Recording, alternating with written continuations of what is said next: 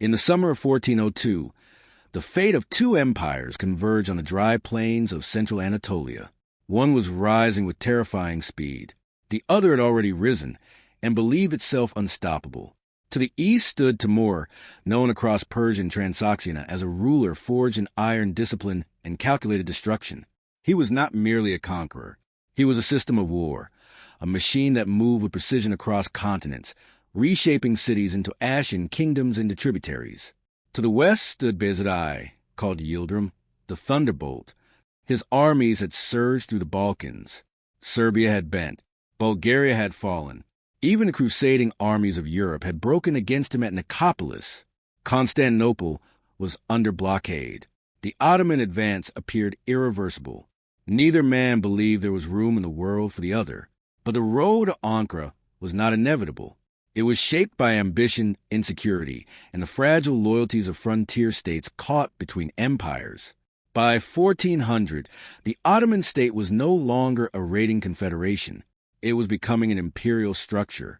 Bayezid had centralized authority aggressively, absorbing the independent Turkish beyliks of Anatolia, Aydin, Saruhan, Mentees, Jermian, Karaman.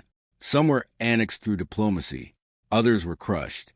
For Bayezid, unity meant security. Fragmentation meant vulnerability. But those annexations carried a hidden cost. Many of these beyliks had once acknowledged the supremacy of Timur during his campaigns in eastern Anatolia. Their rulers, displaced by Bayezid, fled eastward. They sought protection from the one man powerful enough to challenge the Ottomans. Timur listened.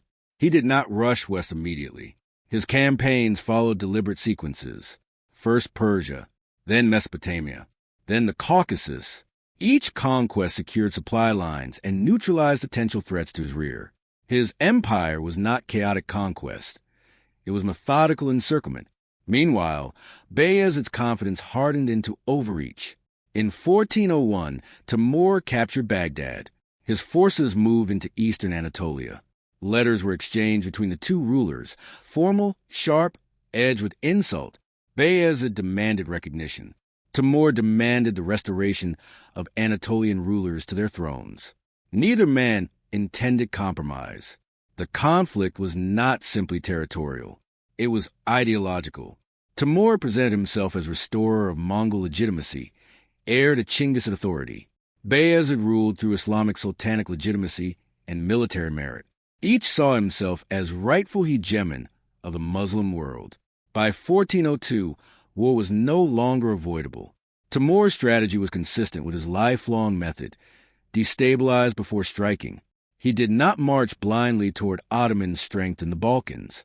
Instead, he targeted Anatolia, the Ottoman heartland's eastern flank. He reopened old loyalties. The displaced beys rallied to him. They knew his army was vast, experienced, and merciless. Bayezid now faced a dilemma. If he remained in Europe, Timur would dismantle his Anatolian base. If he crossed back into Asia, he would weaken pressure on Constantinople and embolden Balkan resistance. He chose speed. The Ottoman army marched from the Balkans to Anatolia with extraordinary haste. It was an impressive logistical effort, but it came at a cost. Soldiers were exhausted. Supply lines stretched thin. Coordination suffered.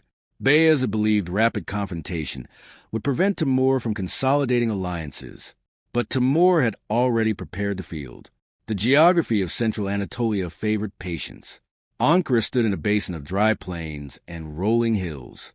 In July, the heat was oppressive. Water sources were limited and critical. Armies that moved carelessly risked thirst long before battle. Timur understood this terrain. He advanced slowly, deliberately destroying wells and diverting water channels near the likely Ottoman approach routes. It was not theatrical devastation. It was tactical engineering. Bayezid advanced rapidly, expecting to surprise Timur before full deployment.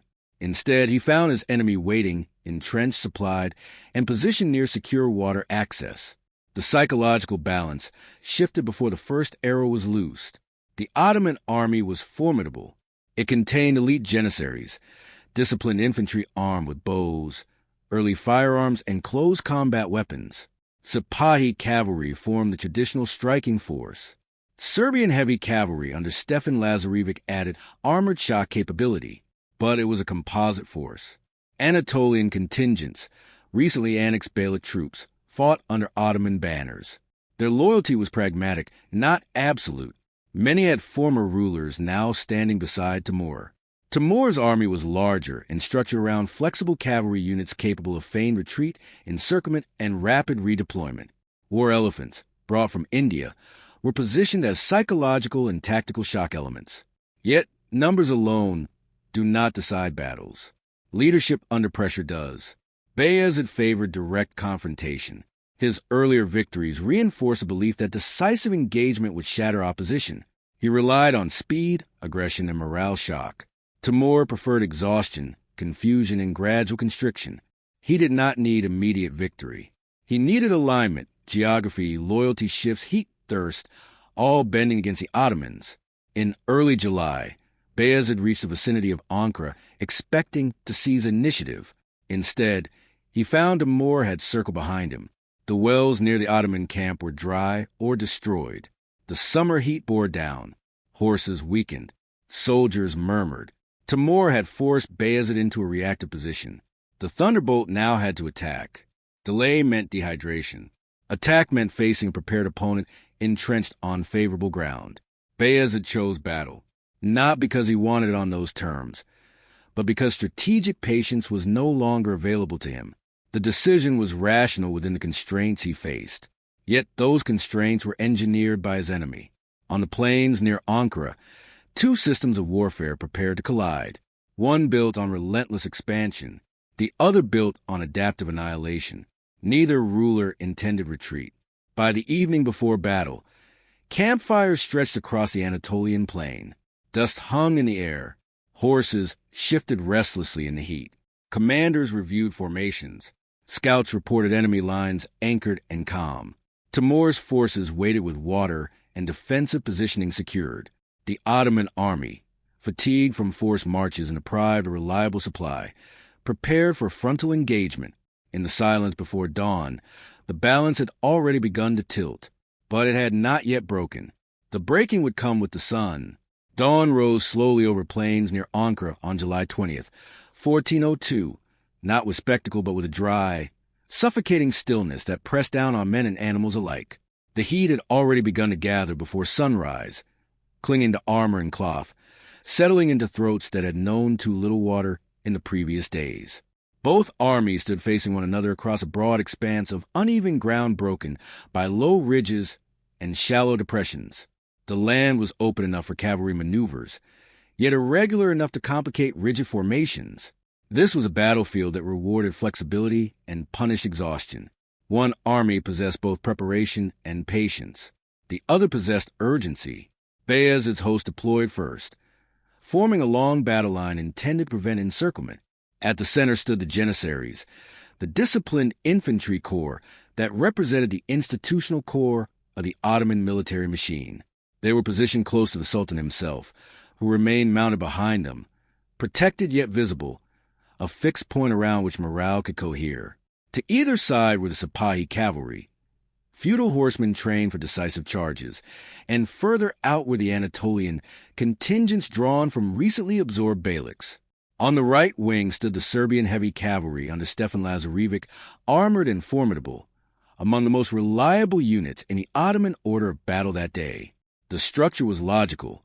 Strength at the center, mobility on the flanks, shock potential position for breakthrough. Across the field, Timur arranged his forces with characteristic depth rather than breadth. His army did not form a simple opposing line, but a layered system. Light cavalry dominated the wings, organized into 2 months capable of independent maneuver. Behind the first rank stood reserves prepared to exploit weakness or reinforce threatened sectors. War elephants, armored and mounted with archers or incendiary devices, were positioned strategically, not merely as frontal assault instruments, but as tools of disruption. Timur himself did not remain fixed in one visible location. He moved along interior lines, able to communicate rapidly and redirect pressure. His command structure was built on experience from decades of campaigning across varied terrain, from the steppes to the mountains of Persia and the plains of India. When engagement began, it did not erupt into immediate chaos. Instead, it unfolded in stages. Timurid horse archers advanced first, releasing volleys from a distance designed to provoke response. Their arrows did not aim to break the Ottoman line at once. They sought irritation, reaction, overextension. The Ottoman cavalry on the flanks responded as expected, pushing forward to drive back the harassment. Dust rose quickly, reducing visibility. Signals became harder to interpret. Units that advanced even slightly beyond supporting range risked isolation. Bayezid faced immediate pressure. He could not remain passive under sustained missile fire, while his army suffered thirst and fatigue. He ordered forward movement, seeking to force close engagement where the discipline of his janissaries and the shock power of his cavalry could assert themselves. This decision aligned with his established method of warfare. Decisive assault had brought him victories before. At Nicopolis, European crusaders had been shattered by coordinated counterattack after reckless advance. Bayezid believed in breaking momentum through concentrated force. But Timur did not offer a static target. As Ottoman cavalry pushed forward, Timurid wings executed controlled withdrawals. These were not panic retreats, but deliberate feigned withdrawals practiced for generations in steppe warfare. Horse archers continued firing while yielding ground, drawing segments of the Ottoman flanks farther from their center. The summer heat compounded the strain. Ottoman horses, already weakened by rapid marches, expended energy in pursuit across dry terrain. Cohesion began to stretch. At the center, the janissaries advanced steadily, maintaining formation under arrow fire. Their discipline was real and formidable. They planted stakes, used shields, and responded with their own missile weapons, including early firearms that added sound and smoke to the field. For a time, the Ottoman center held its integrity. Timur did not immediately commit his elephants or heavy reserves against this hardened core. He allowed the flanks to become the focal point of erosion. The critical fracture began not with collapse, but with hesitation.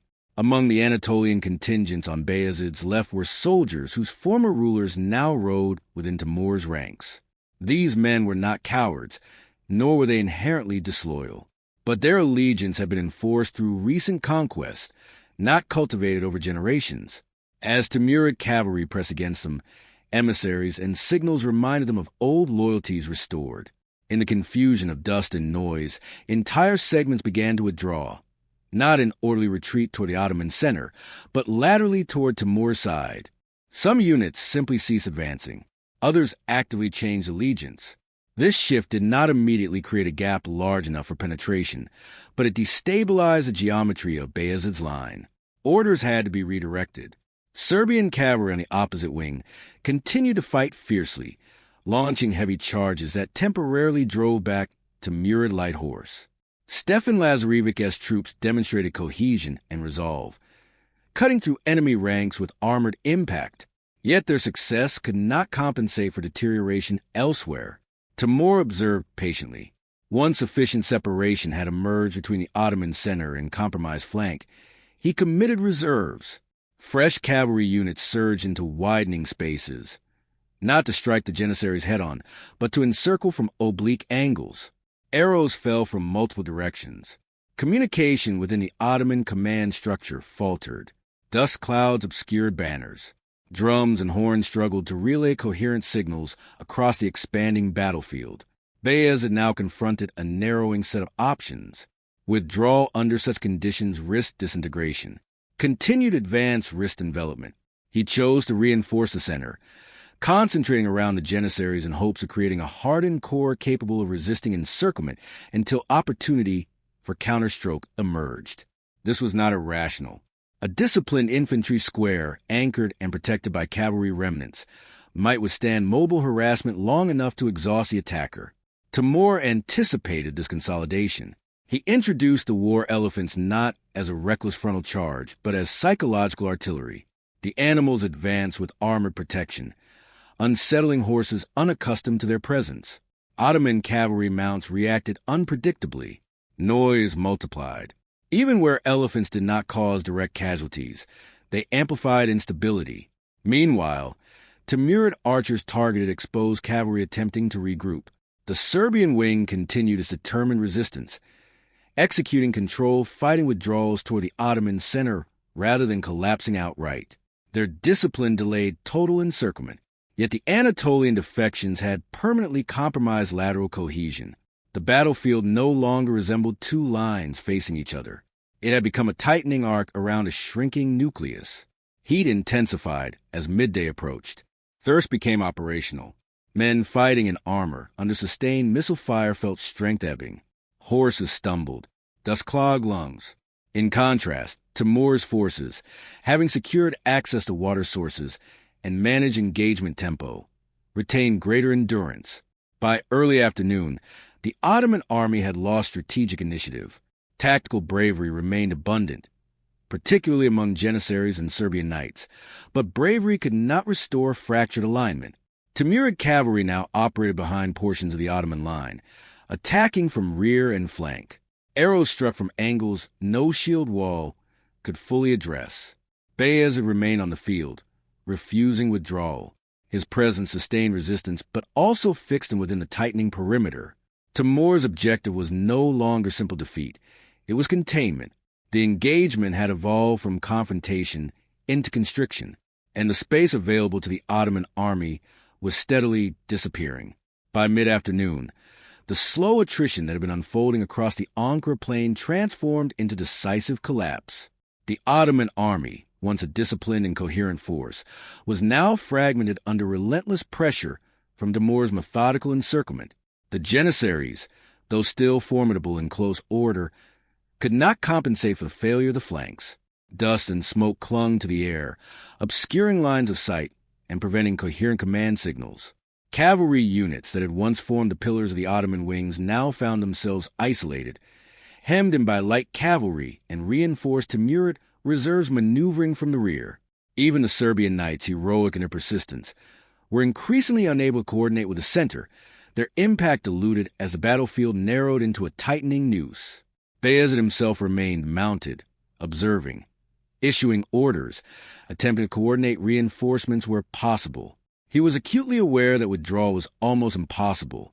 The terrain, combined with Timurid pressure, offered no avenue for organized retreat. Every decision had immediate consequences.